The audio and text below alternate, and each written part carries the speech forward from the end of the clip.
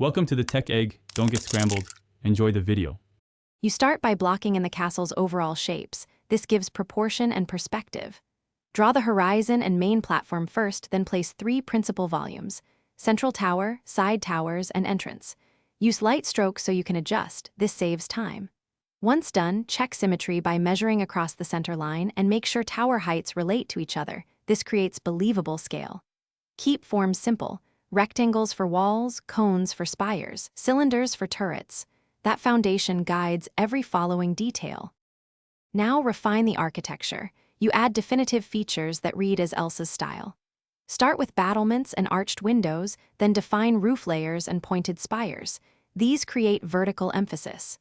Add flying buttresses and small balconies to break large wall planes, and carve in ornamental patterns for visual interest.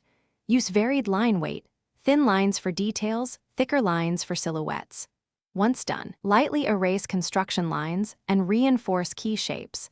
This keeps the design crisp and ready. Finish by committing to final lines and adding value. You want depth and sparkle.